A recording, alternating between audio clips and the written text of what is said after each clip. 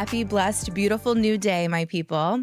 Eleni Simos here for another episode of Juice is the New Tea, the show where we sip on the juicy topics of wellness, spirituality, and all things high vibrational living. I'm really excited today. We are going to go on a journey way beyond our subconscious and get ready to time travel because my guest today is a past life regression practitioner who helps people tap into the deep soul stories that lived beyond this lifetime.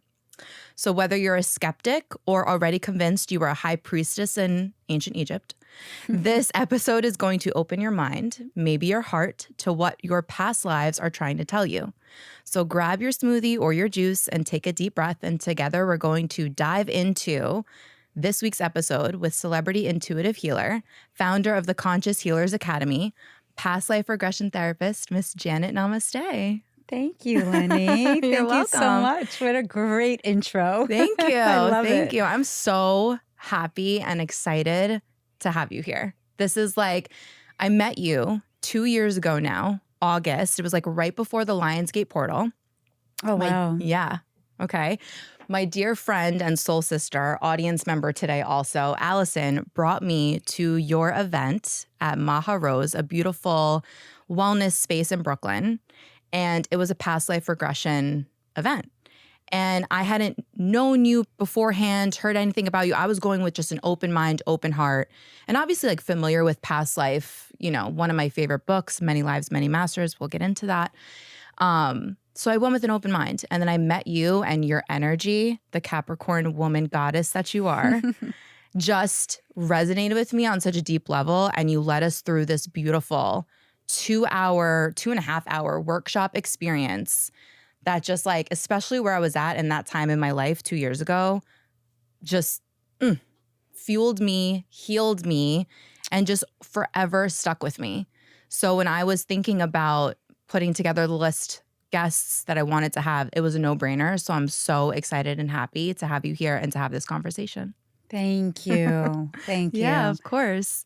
So I want to get right into it. I already touched on the event that I attended and how you opened up that workshop with encouraging the people that we were sitting next to do a little bit of an intuitive exercise. Mm-hmm. You had instructed us to hand over an item that we had, whether it was with us or something that we were supposed to bring, and just to open up the kind of intuition or like the connection of the people within the room. And I thought that that was interesting to even open up the event going into that because it really, it blurred the lines of separation at that moment. Yes. I felt like, okay, like we're all connected here in this space, in this event. And that just felt like an opening for me.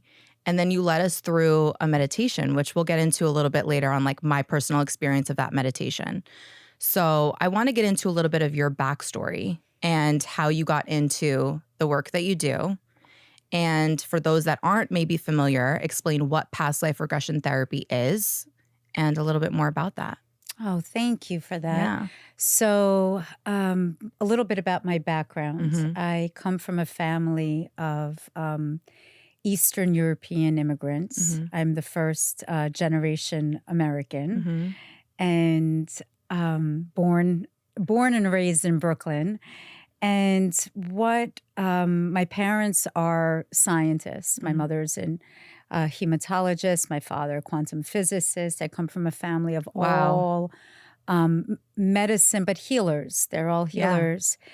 And growing up, I was exposed to many languages. Mm-hmm. You know, we as immigrants, a one-bedroom Brooklyn apartment with my grandparents. One spoke to me in German, another one spoke to me in Romanian. There was Yiddish spoken in the house, Hebrew, Russian, Ukrainian. Wow, very eclectic. Very much. Yeah. You know, English was my sixth language, actually. Wow. Okay. And I still thought, you know, I don't know if it's my secret language, but I think everyone's onto it now. And so I had a real knack of being able to translate. Yeah. And to really read and feel the energy of someone's vibration and what was coming and emanating from their heart, which we're all vibrational, we're all frequency beings, right? We're souls having a human experience, but our souls are the culmination of all of our emotional experiences from lifetimes, and it's through a timeline where we call Kairos.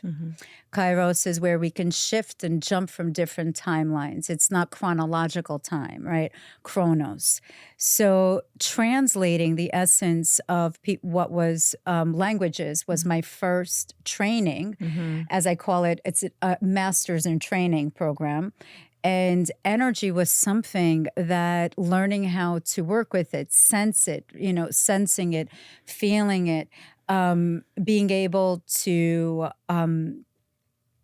really discern at a very young age of what belongs to me and what belongs to someone else. Powerful. And you are an empath, otherwise we wouldn't be connected here either, right?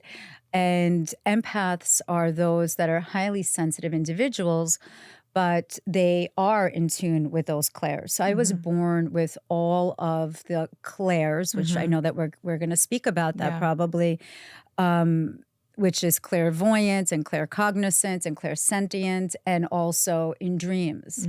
So it's being able to sense and feel and hear of beyond the veil of what is physical. So I love this. Yes. This is lighting me up right now. So although, we're here, we appear, we're in human form, right? Of what we appear to be in human form. Yes. So throughout my life, I was really raised with like old school, fundamental, not fundamental, but really of old school mindset of you have to make sure that you study hard, you work hard, you the traditional kind of very values traditional and belief systems. Indeed, very, very traditional. And one thing that my father instilled in me, even though Russia it is a very patriarchal type of country, right? But he was, he has two girls. My sister's 10 years younger, but he always instilled in us that, people can take away everything, but what they can't take away is your education and what you are, who you essentially are. So at a very young age, when I started, speaking and seeing, my parents then took me to different physicians because I was seeing auras at a very, very young age and seeing spirit and seeing even ancestors that had passed. And when they took me to the doctor actually told them that I was a psychic child, an intuitive, what they would call a wonder child, a wonder kid, in their accent. And my father, being brought up in a country where it's a communist country, you would be ostracized for having any type of, of these spiritual senses. He told me never say anything to anyone about this. And when we keep our truth hidden, sooner or later, it's going to emanate through our bodies. Amen. And at age 11, I brought on with my own words a certain disease to get my parents' attention because my birthday is on New Year's Eve. And they were young parents. My mom had me at 23. They were still partying, and I was 11. And I said, if you go out on my birthday, just for once, can you please celebrate me on my birthday? And if you go out, I'm going to get, and I said the name. And words have energy. Yes, they do. And the next day, I had a fever, and that fever lasted for almost 9 months. I'm not even going to name the disease. It's in my book that I just finished the manuscript today. Yes. Actually, I got it this morning. Oh my gosh, amazing. Yes, over 140,000 words. Isn't that crazy? Oh, okay. It's crazy. I can't wait to read it. Okay, amazing. So words have energy. And as quickly as I manifested that, the moment when I was in the hospital, and I saw the other children there. And I saw, I think I got the attention of my parents. I saw the frightening energy that the parents had. And I'm like, oh my goodness, this is not the way I want to grab their attention. It's through love. You know, there's only one energy on this planet, and that's love. Yes. And the fear, unfortunately, is what keeps us hindered.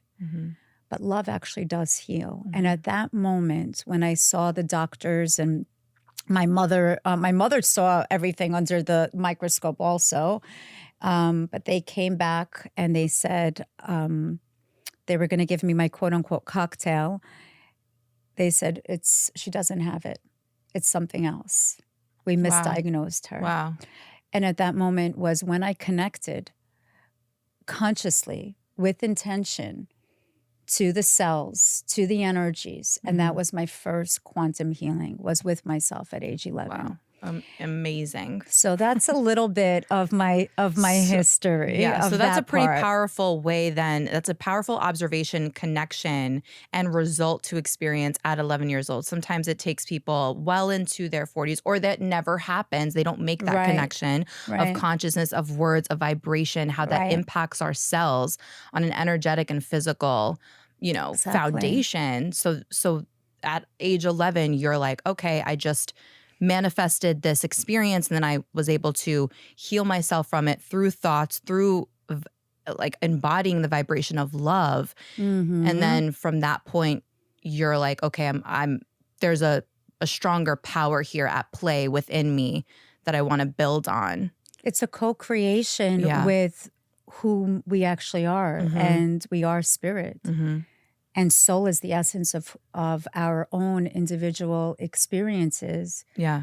But we're actually like the law of one, what I see in you and what you see in me. We actually, it's this beautiful harmonious vibration that we have together. Yes. It's the same. The fundamental's the same. Right. It's the way we go through the experience is what differentiates us. Right. And then the lens at which we choose to look at that experience through. Yes. Because I always say, like, perspective is the difference between an ordeal or an adventure. Absolutely. And that's such, like, I feel like embodying that perspective and applying that daily, even if like I'm stuck in traffic or a business deal falls through or whatever it is, it's like, okay, no, it's just I'm on, the roller coaster ride of life, and I'm going to enjoy it, and try to shift the perspective and have a positive experience. Okay, amazing. So I didn't know that story from when you were 11. So you were a powerful little goddess from the jump.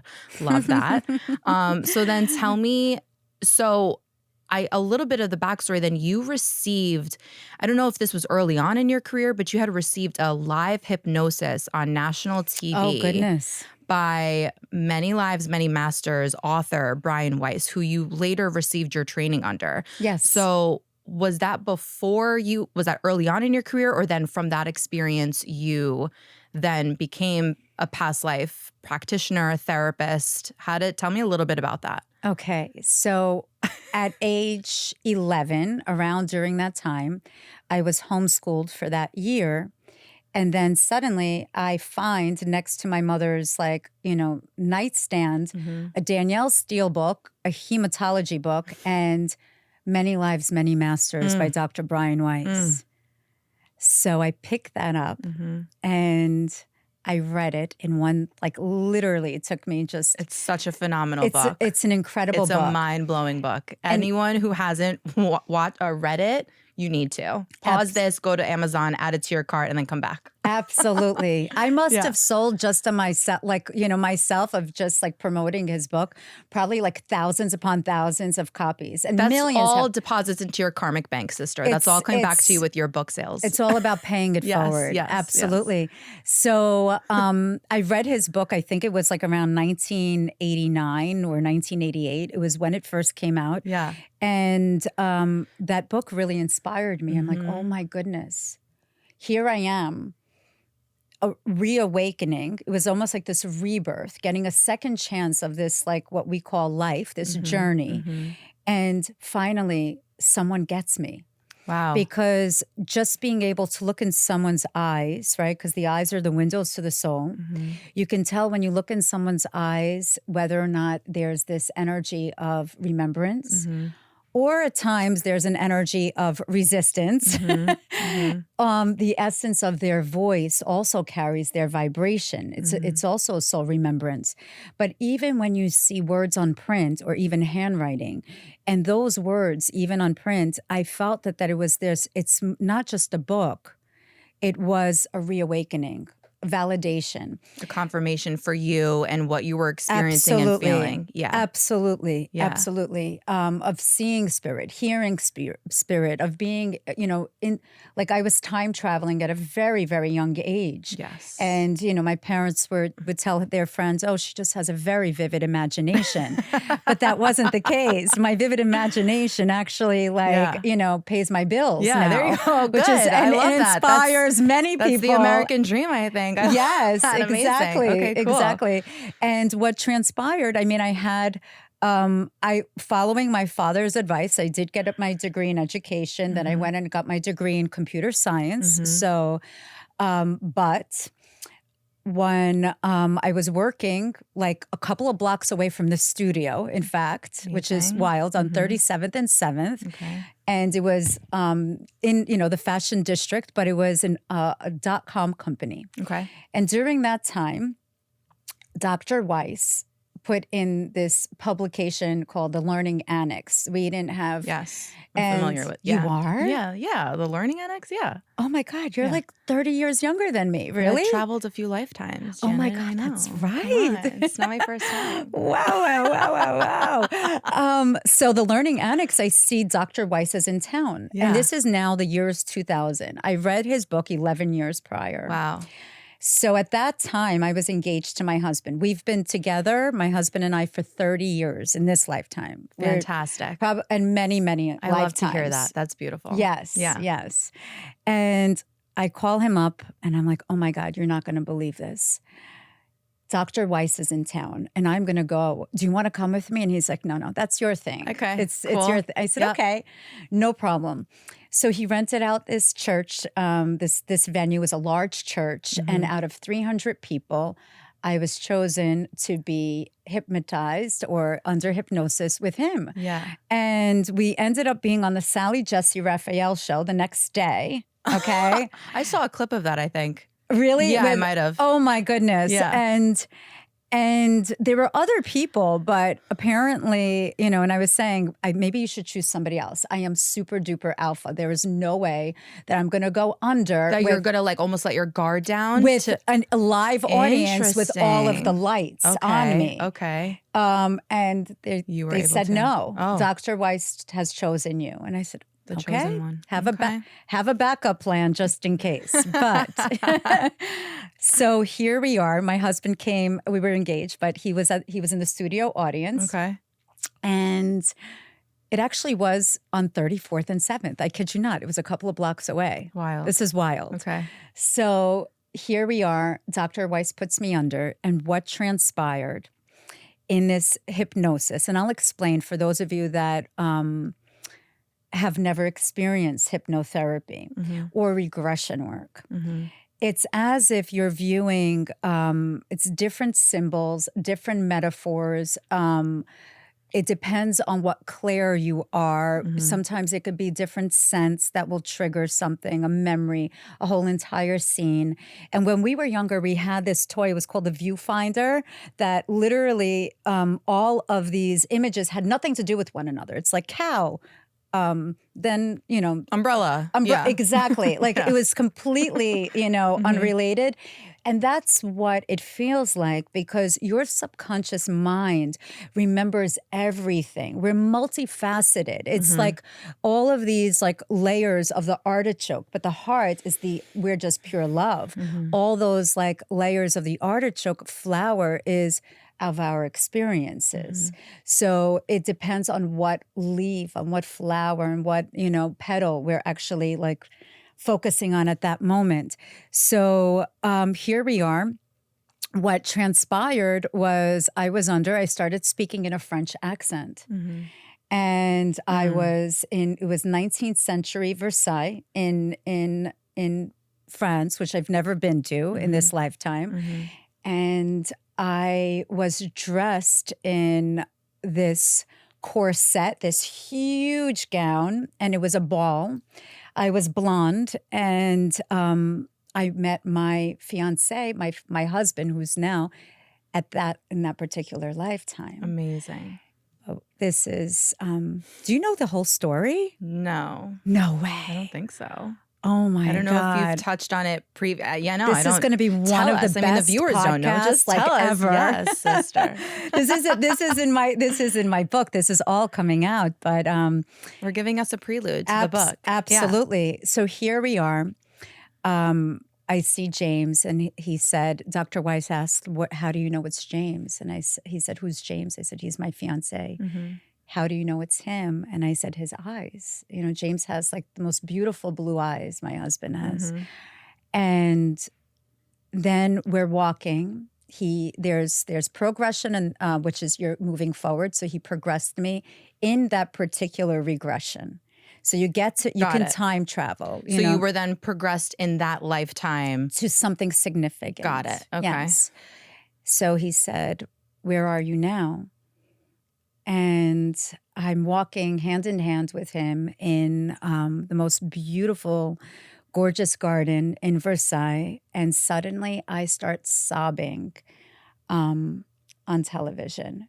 And I'm a Capricorn. We keep character. We keep cool. Yeah. You know, we're very warm. We're like Saturn, right? Mm-hmm, We're ruled by Saturn. Mm-hmm. It's the cold rings on the outside, but it's so much warmth in the inside, loyalty to the end. Mm-hmm. So here we are. I start sobbing to the point where my mascara, everything. I didn't even put waterproof mascara because I didn't think I was going I'm a under. Capricorn. I'm not going to crack. I'm like, this ain't happening. This isn't happening. Yeah. So here we are. And when you're under hypnosis, you are in this brain state that is in between alpha and theta. Mm-hmm. So beta is when we're awake. Mm-hmm. High beta is like complete anxiety, like cuckoo. Mm-hmm. And then, not cuckoo, but you know what I mean. Yeah. Adrenaline. Yeah. So you're in that state. My arms felt like lead. And I knew that there was tears coming down. I mean, there was stuff coming out of my nose. I couldn't even wipe my face. Yeah, And there's like no control in that. No, when you're deep in that state, like you're aware, there is an awareness that's happening, but you're not able to do anything about it. You just have to literally surrender to the experience and let the healing do its thing. And it's interesting, yes. And you're everywhere and nowhere at the same time. Yes. So I was very aware of all the audience that was there. I was aware of Dr. Weiss, but I was in that movie at the same time. And I was aware that I was a hot mess.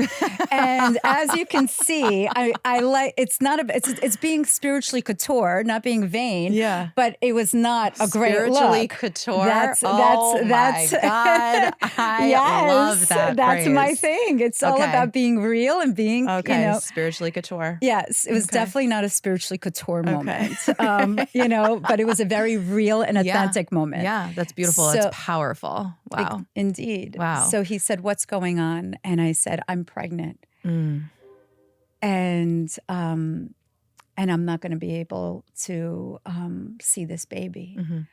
So he progressed me even further. And he said, what's happening now? After gasping, like I was gasping for air. And I was floating. I felt myself. I was not in body anymore. And I saw my little girl, and all I kept on saying is, she's never going to see me. She doesn't see me. She doesn't see me. She doesn't see me. This. Now you remember. Yes. And that was in 2000. And then in 2004, after getting I became a regressionist. I had no idea what I was going to do with it. Yeah. I was doing readings. I do something called the Destiny Sessions. I was doing that on the DL for a lot of celebrities and other officials. But I didn't know what I was going to do as a hypnotherapist. But Dr. Weiss took me as his student, right? So now 4 years later pass. And what transpired is James and I have our first child. And my daughter didn't see me. My child was born blind. Yeah. My daughter. So she's my miracle. She's going to be 21 in this year. And she can see now. Like it was through Eastern and Western. But after that was when I came out of the spiritually couture came out of the spiritual closet. Yeah. Okay. At that time, Okay, like at that? 2004, Yeah, because we yeah. had medical bills that we Yeah. had to pay. Right. And this was something that Dr. Weiss really told me from when he first met me, that I'll be doing this for thousands upon thousands of people. Beautiful. And he asked, do you trust yourself? And I said, absolutely not. Yeah. And now it's not just about trust. It's this beautiful co-creation with faith, with spirit, and knowing that it's coming through me and it's being relayed with love, with the most beautiful intentions, but without expectations of how it's going to be received. That was such a mic drop moment. Like, wow. Okay. Beautiful. Thank you for sharing all of that. That Thank really you. is just a powerful story. And I love that. I mean, I always like to say also too that the chosen ones choose themselves. And it seems like Dr. Weiss saw something in you, knew that. I mean, you had that experience when you were 11 and then just going through your own time traveling experience and confirming all of that for you. And I love that you have made it your life's work and that you have been working with thousands of people, because I'm one of those thousands. And it was really a profound experience that I'd had, which we'll get into. So you had touched on the different clairs that you have. So you have all 4 clairs, correct? Clair cognizant, Yes. sentient, voyant, and what's the third? Audient. Clairaudient? Yeah. And dreams. Yes, and dreams. So how do those clairs show up for you? And do you believe that everyone has these gifts? And that, like, are we able to tap into them? If so, what would be one way that people could expand on those gifts? No, it's like a 3-parter question. Oh, it's like a 7-parter. Yeah. The first answer is yes. Every single person has at least one. Okay. And if they don't, it's our innate gift that we're born with. Claircognizance is it's of a knowing. It's that feeling that you have, and that is it. Your soul. It's utilizing your soul's GPS, and then later on, perhaps your logic comes in and tells you, no, go Like that left. chatter. Yes, Yeah. that monkey, go left, and you knew to go right, but logic got in the way, and you said, wow, I had that feeling, I didn't listen to it. That deep inner knowing. It's right. that deep inner knowing. That's how I think a lot of even test taking sometimes, it's removing the emotions out of it. And that's the intuition. It comes when you're not thinking about it and it's emotionless. Right. Okay, that's an important differentiation that you just made there. Absolutely. Yeah, for sure. Absolutely. Because when people are like, I pray. Wait. You're praying, but it's the energy of despair, but you're praying with emotion. We pray out of love with no expectation. Right. That's it. That's how you know it's that intuitive. So that was claircognizant. Clairsentient is feeling. Yes, and it happens viscerally on our body. Like it's chills that or exactly like the little goosebumps that we get, or the chills, or sometimes sometimes our head will tingle. Right? It's something like that. So that's that feeling where you know it's validation. Yes. And even sometimes it's like even a feeling where it's like a hell no. You feel it in the pit of your stomach. Yeah. Okay. Right. So people should really honor those feelings when they, yes. Because like a chill is it's an involuntary reaction, right? Like you're not necessarily prompting your body like, okay, now have chills. Like that's not where the hair sticks up on your arm. So I am always somebody that if someone's telling me a story or if I just get that sensation, I honor that. So yes, it's very important. Yeah. Very important to honor that. And then clairaudience. Clairaudience is it comes as in the vibration of sound. And sometimes we think like, am I going crazy? Am I talking to myself? Is it the thought? Is it the higher version of me speaking to me? Is it? But a clairaudience it's what I call also it's God's whisper.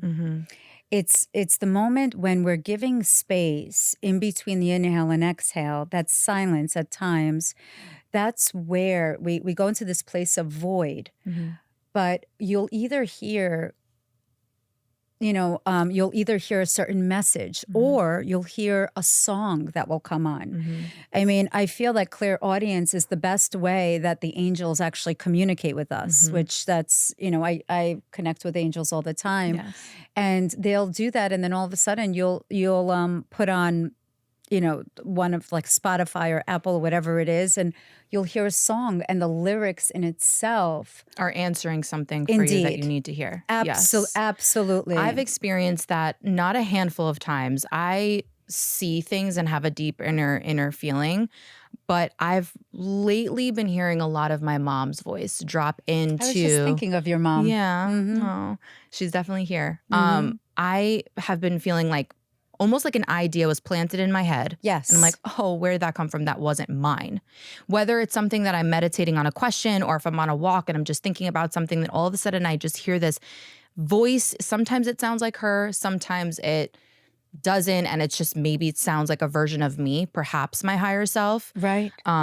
Where it's just like it's like an aha moment. I'm like, oh, that's the answer. And I don't second guess it. It just feels so like a feeling washes over me. I hear it and it's like, boom, something was implanted. And I'm like, okay, great. And that's the route that I go. I've prided myself on the relationship I've cultivated with my intuition, especially over the last few years, especially since my mom had passed, because I do feel like the signs and the messages are there around us every single day. We just have to remain open to those signs and cultivating that relationship with our angels, with spirit, whatever that means for anyone listening. So I love that you mentioned that. And then clairvoyance, the seeing of the images. I've had a few experiences with that like later became true, which it comes up like that flicker that you had mentioned, the viewfinder. Yes. It's just something where it's like, oh shit, why'd I see that? You know how some people, they have like vision board parties? I actually have never had a vision board party. I have a I vision feel like your board. mind is your vision board. That's exactly it. And that's clairvoyance. Yeah, okay. That's exactly it. Clairvoyance is, I mean, we have our five senses, right? Yes. But we also have that sixth sense, which is our third eye. And our third eye is that inner knowing, right? But it's the inner vision. It's not the inner knowing. It's the inner vision that is within us. And that it's shaped, it's in our pineal, right? And it's shaped like an acorn. And if you plant an acorn, you get a whole beautiful, oak tree, right?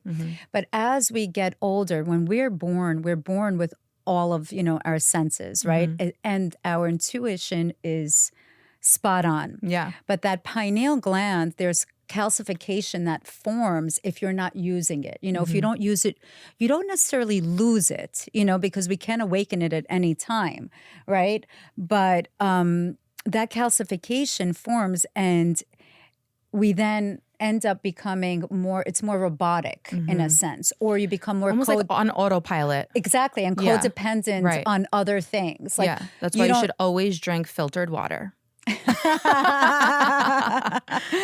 Exactly. Never tap. But okay, so go ahead. Sorry, I didn't mean to interrupt. No, not at all. But that's I mean, clairvoyance is that inner vision that we have. That's that vision board. And if you feel it and you see it, even for a moment, right? It means it's in your field. Yeah. I love teaching about manifestation.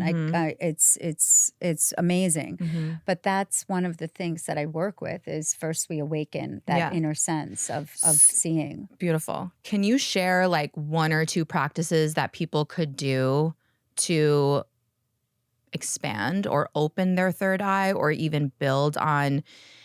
Because I'm sure anybody listening is gonna be like, oh, I get chills, or I've seen things, or I've had a dream of something that later happened. Is there one or two just easy or quick kind of practices, or is it a mantra, or, anything that comes to mind for you? For me, it's so important that people, any type of work that I do, I like to ignite people's innate gifts, right? So they become less dependent on others and realize that whatever they've been seeking has been inside of them. Mm-hmm. And we're never alone. It's the biggest human misconception that we are alone. We're always guided by angels and guides that are by us. Mm-hmm. And we have one guardian angel that has been with us from the moment of our creation. Mm-hmm.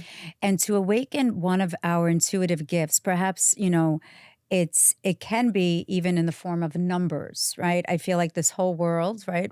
This whole entire earth is based upon, this universe is based upon the law of three, Fibonacci, Yep. and also of 369. mathematics. Yes, mathematics. So are you referring to a concept that's widely now shared of like the term angel number? So Yes, seeing like a 222, yes. 222, 333. Exactly. So what do you make of those? Because I think that I always try to tell people to create their own meaning. I know that there are a list of meanings that each number has. 333 being, surrounded by your guides, or 444 your angels, or 222 you're on the right path.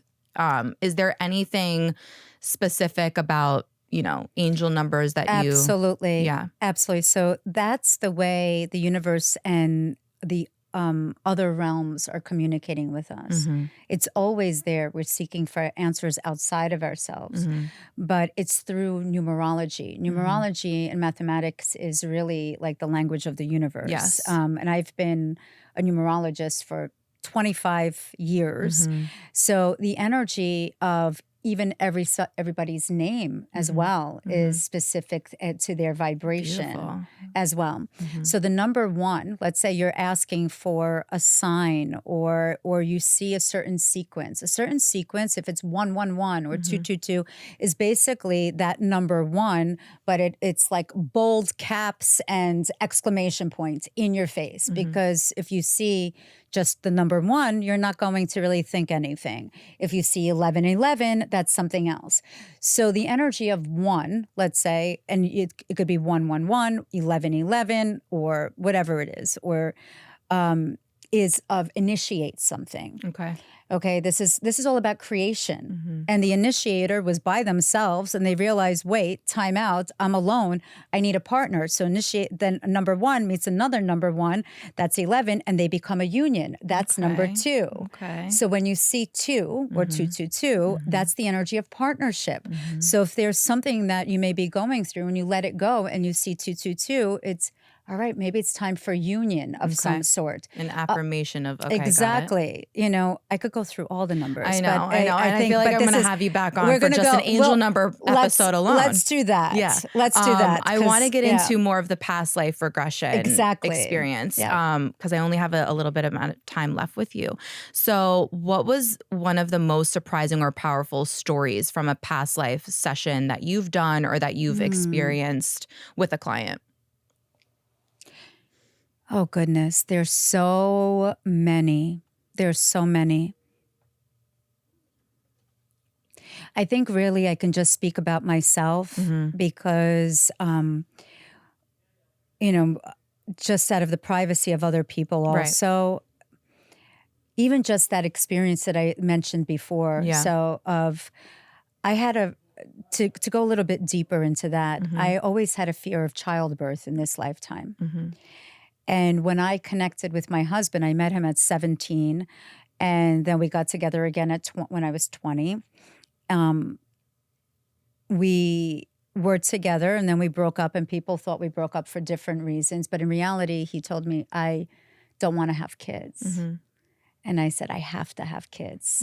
I'm born, like my clients call me, Janet Namaste, it's that maternal energy, the nurturing. Yes. And I said, I have to be a mom. And this is something that's a calling. And I had no idea what I feared. I knew that I was going to have children. I just didn't know how, because the fear of childbirth really, really it stifled me. It paralyzed me.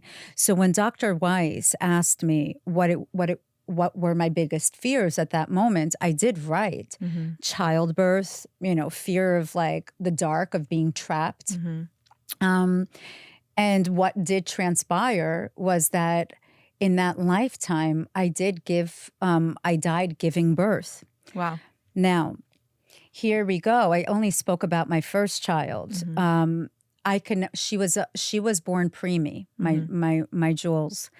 And I mean, you see me live here. I'm not a big person. Although I think I'm like 5'8", but I'm not. Apparently I'm not even 5'2", but I am, okay? And I had to have an emergency C-section because I could never give birth naturally. It turns out my anatomy, I'm 4% of women that was born with anatomy that my uterus is completely retroverted. So she got stuck in utero. That's her eye muscles. Her muscles weren't fully developed. It was meant to be. Your anatomy and certain things don't change. And that gets passed down through different lifetimes as well. So we are brought, it's a hologram, and it's all cyclical. And if there's some unfinished business from the past life, it will come back again in this lifetime for us to really do it from a higher perspective. Right. Because we have free will. And then my second child, because, James finally, like, that was this whole thing of not desiring kids, but it was because he lost me in that past life. He lost me. He lost the love of his life. And that's why when I would ask him, why don't you want to have kids? I don't understand. Right. And he said, I just don't want to lose you. And this was before the regression. Interesting. So, I mean, that answers like several of my next questions. There but you go. I was going to say, can you share a little bit more about the idea of traveling with multiple souls around you with each lifetime? I was having this conversation on the way here because I believe that at least in your immediate people, your crew, I think that you have a soul tribe that you travel with. Yep. I do think that there are some people that you meet in this lifetime that you knew from a previous lifetime that maybe their purpose is just to be here, to almost create a spark, and then they leave. I do think that we all are. So can you share a little bit more of your insight on, whether it's like the concept of a soul mate? Because that doesn't always, for me, need to be romantic. I think I have, we have multiple soulmates. Many soulmates. Yeah. Absolutely. Of course. Oh, I love this. So in the Destiny program that I do, I'm able to channel in and go into the pre-birth plan through meditation. And I see it looks like a plant, like almost like a planetarium. And that room, and you're sitting there with your guides, and it looks like a producer that's producing music, the octaves with the highs and lows. And this is what your destiny and free will can look like. You have a specific melody, then there's a peak, and then there's like the bridge. The bridge is those souls that come in. And they're the catalyst to help you on that bridge. Yeah. Okay. That's that relationship that you're like, oh my God, here I go again. But they're the ones that they know how to press your buttons until you say, you know what?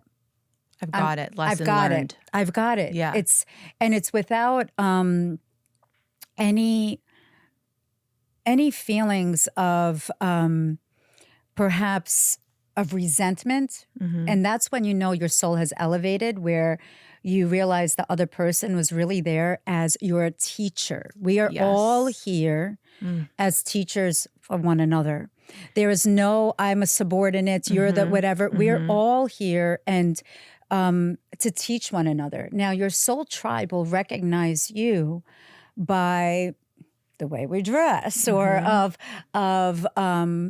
even your fundamental what's the ambition, what is the what is the why that makes you cry type of thing, and if you can picture, let's say 12 different vineyards, okay, the vineyard 1 are the souls that are connected with one another. Vineyard 2, we are still connected because it's vines underneath. But these are just our karmic cousins in a sense, right? Because this is the law of one. But ultimately, these souls that we travel together, like, we can play the role, maybe in a past life, I was your mom. I was just going to say that. I was just going to say that. Yes. Because you know that that's what your mom would say, right? No, it's just like, no, I felt that though. Like for sure, like motherly energy. And I've met you once before. Like, you know, why would, well, meaning in this lifetime. Yes. You know, so it's just like, why would I feel that comfortable? Because there's many people I meet just once before that I wouldn't feel comfortable enough to like, yeah, you were my mom in a past life. Like I could feel that. I could see that. There's this feeling that words cannot even describe the essence of. It transcends words. That's what it is. Woo. Yeah. And that's how you know it's your soul family. I feel like I need to meditate on this whole conversation for the next like 3 days. Oh. Your mama's proud. Oh, thank you. Thank you.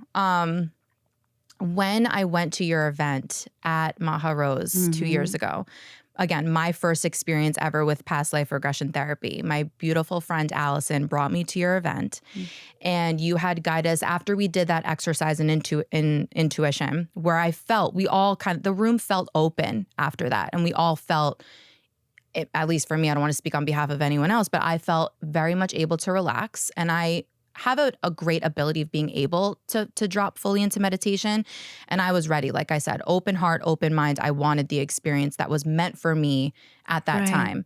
Because especially of where I was at in my life of wanting to have some clarity and guidance around the relationships in my life, being clear on my purpose and having feelings of other past lives or energies that I maybe or personas I was in previous lifetimes, but wanting confirmation on that, right? So when I went into the meditation, you had guided us through, I don't remember exactly if you maybe had progressed us through multiple lifetimes, but there was one particular lifetime, and you had us, I think the first prompt you gave us was we were to look on the floor at our feet and see what we were wearing. And I shared this with you on the phone a couple weeks ago. Yes, I remember. That I always get called out over the summertime, you know, when this, you know, sun's out, toes out, I always wear gladiator sandals. And I feel like no matter what gladiator sandals I'm wearing, I always get a compliment from a stranger or a friend. Like I always get called out for these like gladiators sandals that I like to wear. Right. So in this lifetime that you had guided us through, I looked down at the floor. It's a sandy kind of like tan floor, wearing gladiator sandals that looked, you know, they weren't the typical gladiator sandals. They were like more ropey or just different, kind of donned with a little bit of gold or jewels. And then you had us look out the window or just an opening, and I saw the pyramids. Okay. Wow. Yeah, in Egypt. And then you had led us through, again, I'm in meditation. I have this awareness to the space around me. I knew Allison was next to me to my right. I was aware of her energy, and anytime I get together with her, there's always just openings of conversations, and that's sisterhood, you know? So I was aware of her energy, and also I had very prominent energy of people's, you know, their energetic fields in mine. So I had a feeling that those people might have come through, but again, you never know. So you had directed us to look out the window. I saw the pyramids. I'm like, okay, great. Then I felt this woman next to me who was wearing a blue gown, like a blue kind of like rope cloth or something. And her energy felt very similar to me. And she was a confidant. She was almost like someone that was there for me to lean on. And the energy that was familiar to me, it felt like Allison's energy. And then you had prompted us to, like, someone was at the door and have them come into the room. And if they had something to tell you or look into their eyes, if you recognize their eyes. So similar to kind of your past life regression therapy that you had with Dr. Weiss. So you had this, you know, this person come in, and I immediately looked in their eyes, and it was a man that walked in, and immediately I recognized his eyes. And I was like, oh shit, okay, there you are. And then this whole, again, I don't really remember the questions that you had asked. I'm sure it changes with each session, or maybe you have your structure. Closed. Right. Yes, like you did say that on the call, right? You said like your eyes are closed because you're almost meditating alongside us and you're moving. Exactly. Yes, experience. Exactly. So this whole backstory was happening that was being downloaded to me telepathically, because none of this was really spoken. It was more just inferred that I was having a relationship with this person that was meant to like protect me, but I was something, I don't know if I was some type of like princess or something along those lines, but there was an energy to me where I knew that I had held some type of high regard wherever I was in that lifetime. And then this gentleman walks towards me and I see his eyes and I'm like, okay, hey. And there was a relationship there, but it was almost like a forbidden relationship. And the idea of the person, again, the idea, because I didn't see who my father was in that lifetime, but again, like the energy felt incredibly familiar, and it was one of my best friends in this lifetime. So it was so powerful and so profound. And coming out of that experience, and I've referred back to that, I mean, for the last 2 years, multiple times, almost as a way of, and you touched on this point before, of like, if I'm having discord with any of those people or anyone in general, not a part of that lifetime, it's like there's this level of acceptance and gratitude and forgiveness that I feel like I've applied to those people involved in that story, but also just to every human that I've interacted, because especially if someone's here to push buttons or to bring me to that edge of like, you know, what is the lesson here? What is the purpose? Why do I feel like I'm in this dynamic with this person? There's this, oh, we probably have done this before. So let me just be gentle here and see the higher perspective of what this person is trying to mirror back to me, right? Exactly. So that was, I mean, there's so much more I could say on the experience, but also like still at times processing and also keeping things sacred to self, right? But that was so powerful and remarkable, truly, to just have confirmation of Allison being in that lifetime, a few other people being around, and just what that energy I took with me almost like called back a part of my soul to then have that be this level of confidence or this, again, acceptance in this lifetime that felt like just a full circle moment. No, it's beautiful. Can I speak into that? Yeah. So we have soul contracts with people, but they could always be broken, right? It isn't till death do us part, and then we have to wait another lifetime. But perhaps Allison in that lifetime played one role, and in this lifetime she plays a different role. And even those that are in, let's say, relationships that are not the most healthy relationships, a lot of it is actually part of that story. Maybe the perpetrator that is in this lifetime and right now that's teaching this individual through hurt, through abuse, but maybe it's there to awaken that person's ability for sustainability, for independence, for power. Absolutely. There's always a reason. And when we say it's because it removes the blame. When we say it's because of them, it's because of them. The blame in itself keeps us really stuck in a loop. Not even stuck in a loop. Yes, definitely stuck in a loop, but also very loyal to the narrative. Interesting. Correct. And when you're loyal to a narrative, you then stunt your growth. But when you're loyal to growing and evolving, knowing that everyone that is put on your path is here to crack your heart open a little bit more, for us to widen our eyes a little bit more, to get off of our phones for a second, to have these heart-to-heart like conversations, to be in the moment is the greatest gift. It takes us back from the narrative of what keeps us safe to the narrative that keeps us safe to creating, like what you said before, which I absolutely loved, because I'll travel with you anywhere after that comment, and even I feel it, of whether it could be an adventure or an adventure or an ordeal. Exactly. Exactly. And it shifts. So understanding that everything that is happening was somewhat predestined. Absolutely. But we have choices to create the narrative and the frequency that we desire. Our souls emanate light. Our souls emanate frequency. That's what you and I are. We're light beings. We're love. That's what we are. And we're all learning differently. We can't blame one another when ultimately we all want the same thing. It's love, acceptance, and to value and to be valued. Another mic drop moment by Janet Namaste.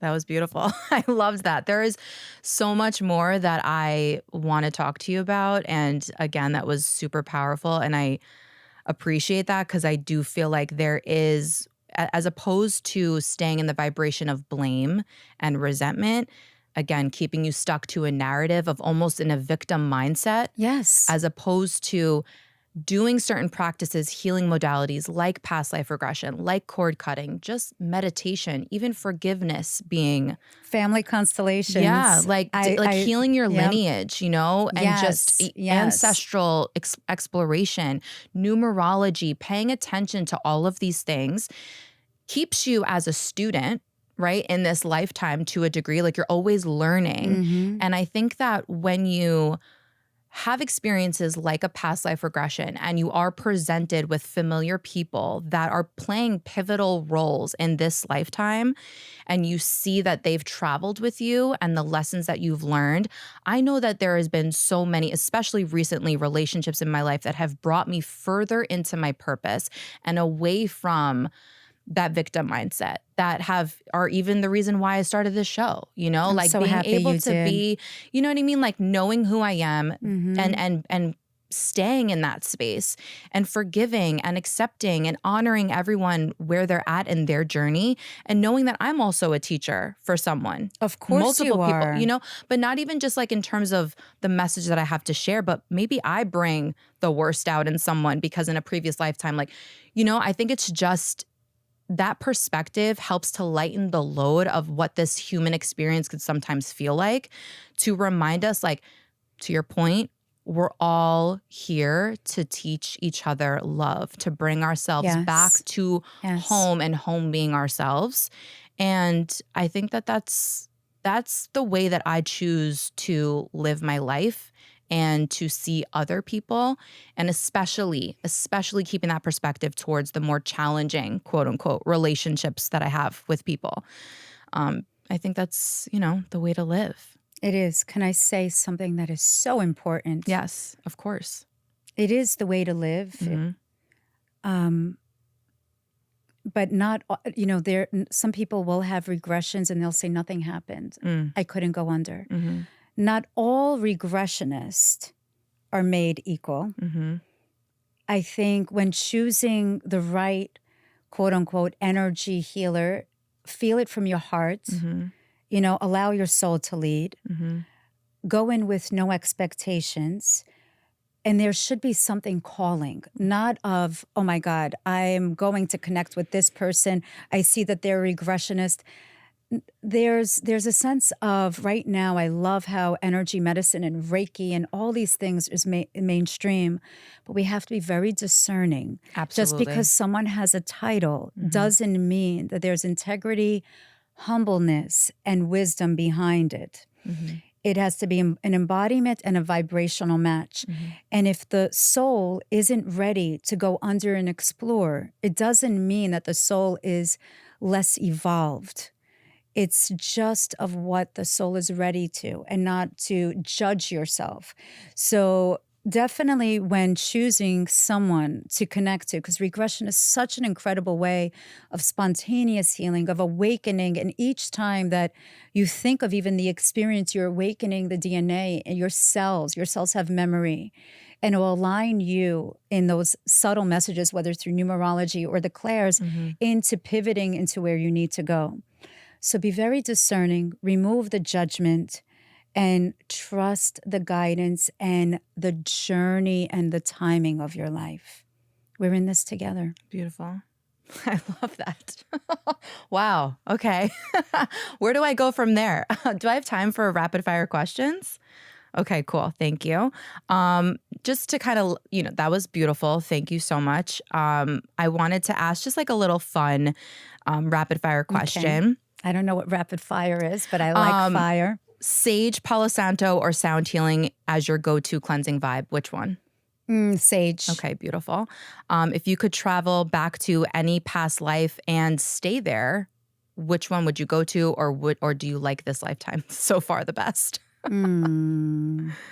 I'll bring everybody with me that I love, but ancient Egypt, Maybe we knew each other then. It's a big one. It's in my book. I can't wait. And are your personal relationship to spirit, when you hear spirit, is it loud or is it subtle and symbolic? It's nurturing. It's subtle. It's a frequency of love that